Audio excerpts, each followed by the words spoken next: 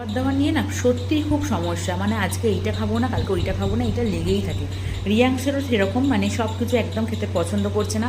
আর এখন তো এই চিড়ে সেদ্ধ, সুজি সিদ্ধ, এগুলো তো একদমই পছন্দও করছে না। তো আজকে ওই জন্য ওকে কী খাওয়াবো তোমাদেরকে একটু বলি চলো।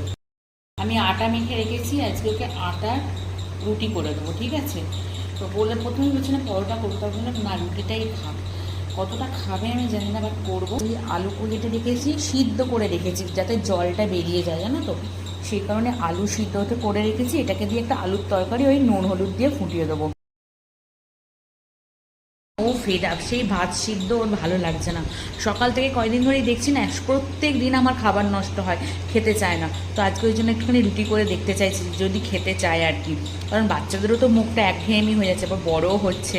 সবসময় এখন চাই কী বলো তো, স্পাইসি খিদু খেতে, জানো তো? কিন্তু সবসময় কি দেওয়া যায় বলো? ও হ্যাঁ, তার সাথে যেটা দেবো সেটা হচ্ছে এই যে শসা। এতটা দিই না, ওই একটা টুকরো।